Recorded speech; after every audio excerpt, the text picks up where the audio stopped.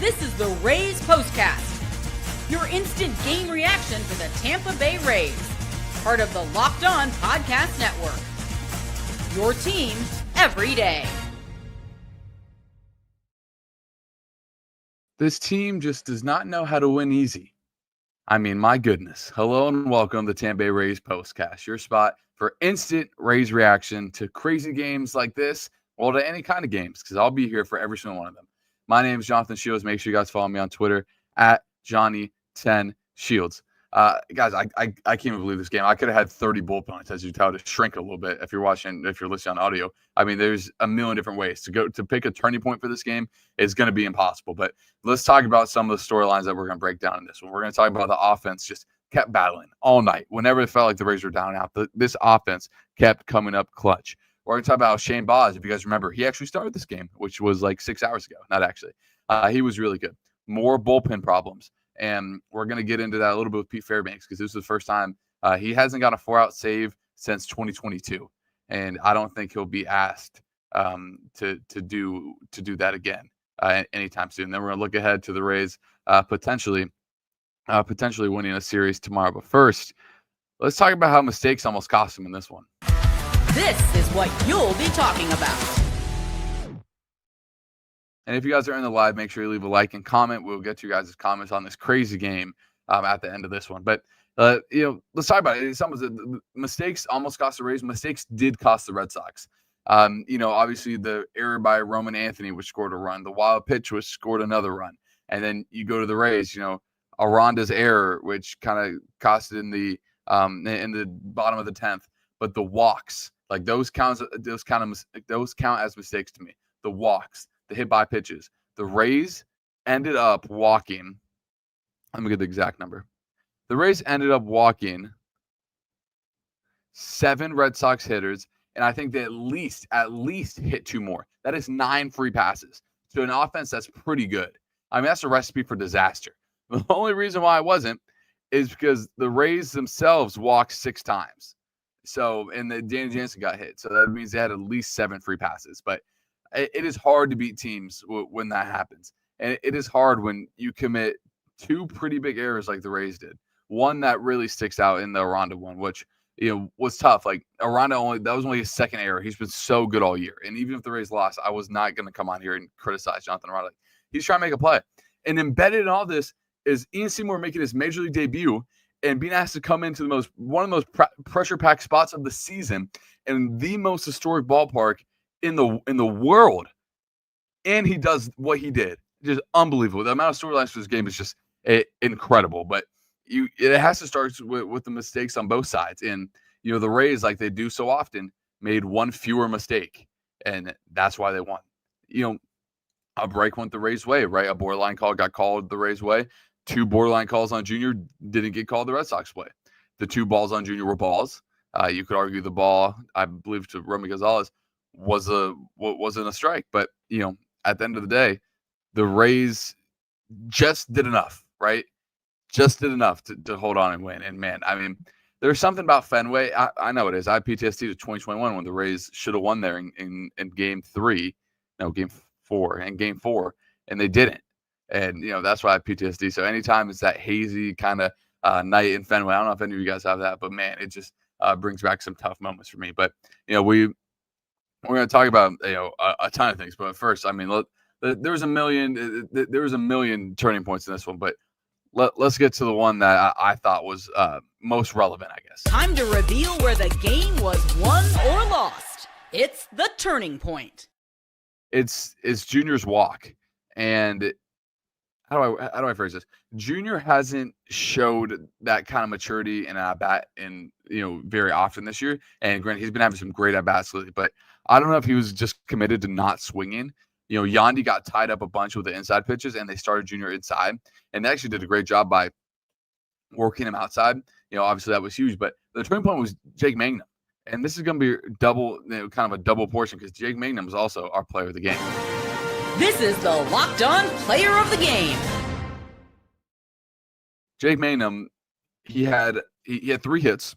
He finishes with 2 RBIs, and they were 2 huge RBIs.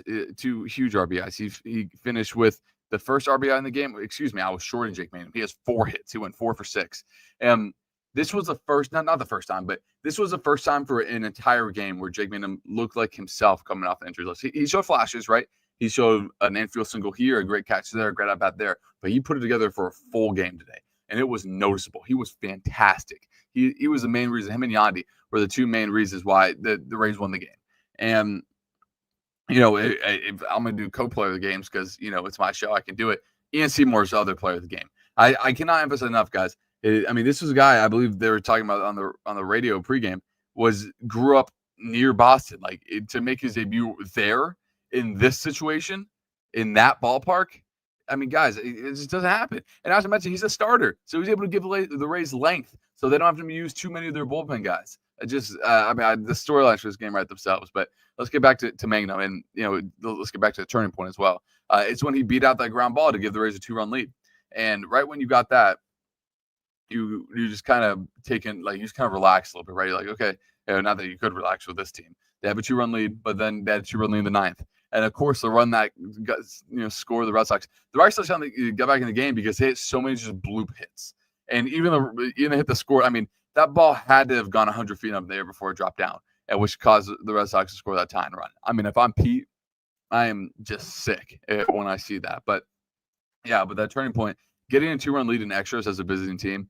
The Rays did it in Arizona when they went out west earlier this year. They've been able to do it a good amount in their wins and extra innings, and they were able to do it here, which was just so massive, and that's why it's the turning point. But let's talk about Shane Baz, because hidden in this was, I thought, a really good Shane Baz start. He finished with 5 strikeouts, 5 1/3, and like I said, the mistakes is what led Shane Baz giving up those runs. He walked someone, and then the killer was when he hit the guy with 2 strikes.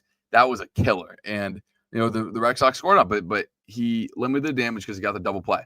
And then again in the 6th, it all starts because of a walk, of those free passes that just continued to. No, it wasn't a walk. It was another fluke hit. That ground rule double that had to have gone like 80 off the bat and just bounced into the stands. But so if the Rays would have lost this game, it would have been super frustrating because I thought the Rays outplayed the Red Sox for a vast majority of this game. And the Red Sox got a lot of the breaks early in the game with the bloop hits, with the just like I said, with the ground rule double. I don't know if you want to call someone getting hit with 2 strikes a break. That's more a mistake on the Rays, but the Rays got the break when it mattered with that strikeout call with the ball. That one's borderline. That one was much more borderline than the 2 balls to Junior, I think. That last ball to Junior was clear. That was a baseball and a half off the plate. I didn't think that was too much of a call. It's just because you're at Fenway, you're in that environment, and you have a rookie pitcher, and that ball, caught a lot of plate going across. But again, I'm incredibly impressed with this Rays win, because a lot of teams could have folded. A lot of teams could have, be like, man, they came back again. We score in the 9th. We give you insurance in the 9th and to give you a 2-run lead. They come back and tie it. We score again in the 10th. We have 2 outs. They come back and tie it. And then they come back and score again in the 11th.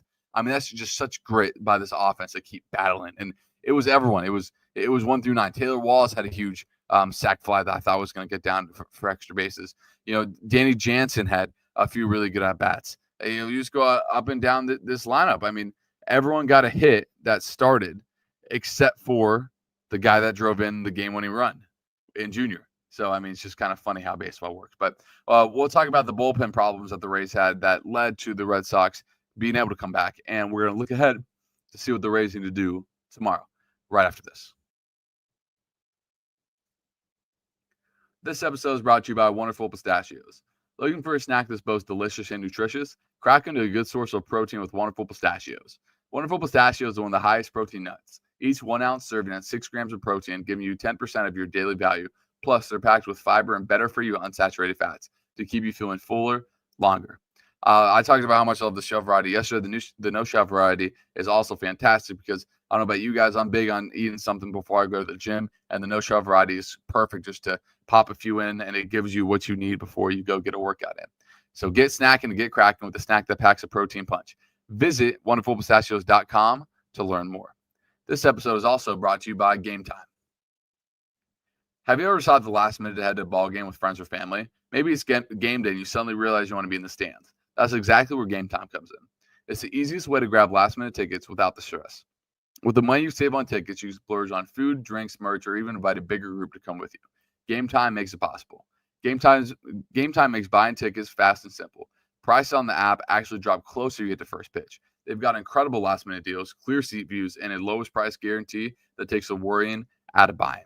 And it's those last-minute deals that are the best for me, because if you do decide last minute, I want to head over to the big Stein, Game Time is definitely the place to get that done. Take the guesswork out of buying tickets with Game Time. Download the Game Time app and create an account and use code LOCKEDONMLB for $20 off your first purchase. Terms apply. Guys, there's times at a Rays game where that can get you even 2 free tickets. I mean, that's just a great code. Again, create an account and redeem code LOCKEDONMLB for $20 off your purchase. Download the Game Time app. Last minute tickets, lowest price, guaranteed.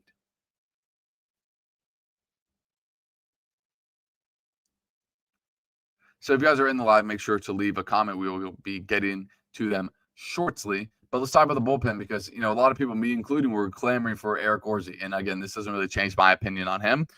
He got dealt in a tough spot. And what was it that, hampered his outing to begin with? It was the walks. And that goes back to the mistakes costing the Rays. It was the walks for him that got him behind. And then he was able to battle back. And then you bring Clevenger in. And again, Clevenger hits the guy. And those are mistakes piling up. And the Red Sox got the bases loaded without even getting a hit. And then the hit came, and it was a big one. And, that was just it. That was tough. It was tough in that spot. And then, you go to Pete in the 9th, and Pete was so money in the 8th. He just blew a fastball by Jalen Duran and Duran. Jalen Duran's a basketball player for Detroit. And he just blew it by him, which was it was money. And then I thought, he hasn't done a 4-out save. I remember in Minnesota last year, he pitched 2 innings, but didn't go well. And he came back out and started off kind of shaky. And then it's not like he was giving up hard contact. It was soft, looping contact, and it was right away with a walk. And then the double, it was second and third, and then you got a fly out. And then you get a ground out. Okay, you're giving up that run at 7-6, and then the infield single. You see that ball go up, and you're like, that's just never coming down. I mean, that ball could stay up there forever. It's literally like a pop fly. By the time it came down, it was tied. So, I don't think Pete's stuff was like egregiously bad. Like on the walk, he kind of got out of control, and he was out of the zone for a lot of that 9th inning. But, he made the pitches necessary to have the potential to get out of that. And, the breaks for him just didn't fall their way. But again, and then you go to Ian Seymour, who was just absolute nails what he needed to be. I mean, guys, he was a rookie making his MLB debut in Fenway. I mean, this stuff he just writes itself. He'll never forget that. And then he pitched very well. I just can't. It's just massive what he was able to do in that spot. And he collects his first MLB everything. He collects his first MLB win, his first MLB save, his first 2 MLB strikeouts, and he did not allow a run.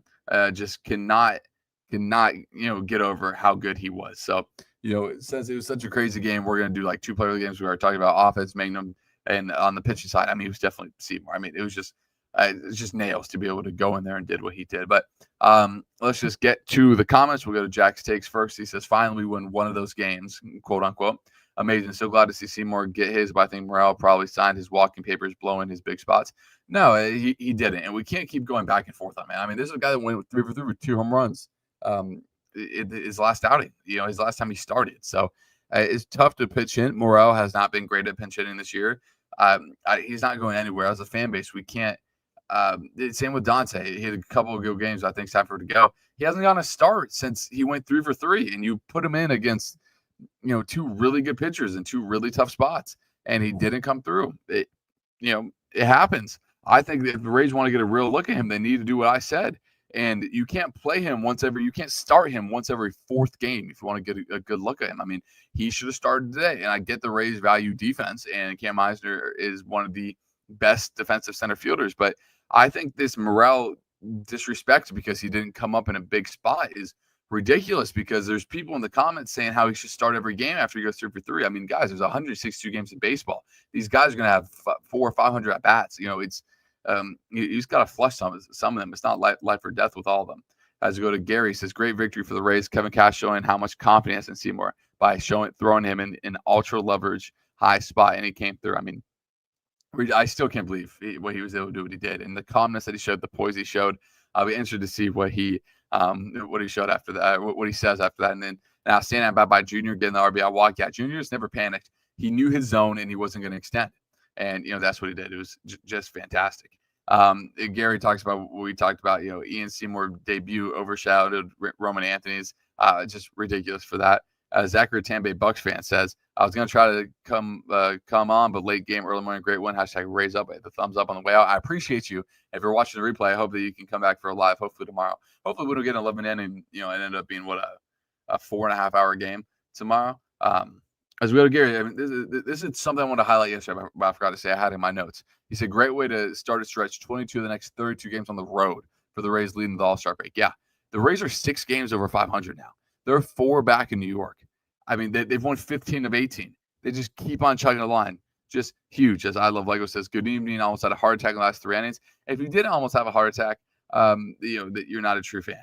As Tony talks about what a heavyweight fight we won. Yes, sir. He's talking about what about Cabby? And I also have this in my notes.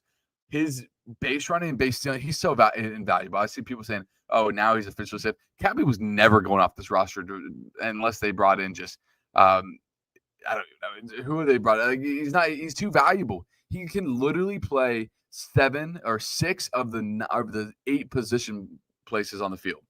Positions. Is that how you say that? It's late. And I bet if you ask him to play first base, he can play first base. I mean, he's so big, and then he's the best base runner in the American League. And the second best happens to be in the Rays farm system. So I mean, yeah, Caballero's just been fantastic. As we talk, it's Cat again talks about Seymour's my player of the game. To go out there in that situation, stay calm and collected. It's impressive mentality. I'm incredibly impressed. I mean, you literally cannot say enough good things about what Ian Seymour had for sure. So as I talked about, I'm glad we got this win. Let's keep it going forward. I'm also looking forward to Kim making his debut sometimes later next week. Yeah, he's starting to heat up a little bit in AAA. So hopefully that he can come in and produce right away. So again, we'll just quickly kind of go back through everything, as obviously the Rays blew. Let's count. 1 lead, 2 lead, 3 lead, 4 leads today, and at least 2 of them were multi-run leads. But again, the grit, the tenacity of this offense just had to keep fighting. This offense multiple times this year. I mean, there's been at least 7-8 times this year that this offense have had their back against the wall, and they've just come up beyond massive. And this was another example of that. And there's not enough good things that I could say. And I mean, even think about the decision to pinch hit, Curtis Mead for Brandon Lau. I mean, that kind of goes. I liked it because Brandon Lau is hitting below 150 against rest of the lefties. But I thought Kevin Cash pressed all the right buttons. And I bring up a decision that's controversial there because I thought it was the right decision. And Cam Meisner decided to look at strike 3 right down the middle. But, bringing in Seymour, Kevin Cash thought one of 2 things. He bolted down. He's like, I'm not using another reliever tonight. I'm going to be more fresh than Boston going forward. And they're going to. The Rays are going to have the bullpen advantage going forward. I know they pitched their 3 best arms today, and I don't know if P will be available the rest of the series after throwing 30 pitches. But, I thought Kevin Cash was just, again, in his bag tonight, as he is most times. I'm still going to question him putting Junior at first against, I think it was a Phillies way back when. But, Kevin Cash, I'll take him over any manager in baseball. And I thought he showed it again today. So, as we go to the comments once more, as Jack Takes responding, he says, Rays are in position where they have a glut of talent, and Morel's earned the hot seat. It's not disrespectful. Morel needs to show he's at least worth what Simpson's bat gives us. I mean, Simpson's bat, it's not what Simpson's bat gives us. It's what Simpson's speed, athleticism, and base running gives us. I guess his bat's good, and he had 5 hits yesterday and everything. But I'm not arguing. I'm not going to get into who should be up, Simpson or Morel. I'm going to get into what Eric Nylander said on 620 WDAE and said, we are going to give Morel more of a look. If you're going to give Morel more of a look, you need to play him not once every 4th or 3rd day. You need to play him twice a series if you really want to get him a good look. So, again, I don't think Morel should be crucified for striking out against Aroldis Chapman, who's pumping 101, or striking out against whoever he faced when he pinched hit with the guy on 3rd. So, it's I get the Morel discourse, but he could go 2 for 4 with a home run and RBI double on Thursday and it could, or the Rays don't play Thursday, on Friday, and it would be people saying, "Oh, Morel needs more at bats. Morel should be playing every day." So, it's a double-edged sword with that. So, again, we shouldn't be talking about Christopher Morel and his 2 at bats when the Rays won such an incredible game. So we will focus on the Rays and just how good that they were. We'll go to Gary real quick, as this will be the last question. As we look more broad term, he says probably a question for another day, but we'll answer it here. Why not? It's some lock. We're on Locked On, so we got some Locked On fans here as well. I said, when Kim is activated, where's he hitting the lineup? Who's he subtract from the roster? Mead will go down. He'll come up, and he'll probably hit. The top 6, I think, is kind of solidified. So Mangum 6, I think he'll hit 7th, and then you go, Cam Meisner 8th. Jansen 9, Dice 9, Morel 8, Jansen, whatever how you want to put it. So that's what I would do. I don't think you're touching the top 5, but once you get past 5, it's kind of all fair game. So anyway, we'll wrap it there. We're going a little bit over, but I appreciate all you guys getting in here and joining. Crazy win, crazy game. Rays are 6 games above 500 since the first time since, I don't even know, probably 2 years ago. But I mean, again, everyone breathe a sigh of relief. They won, and they have a chance to go win a series tomorrow. So again, appreciate all you guys for joining, and I will see you guys tomorrow night.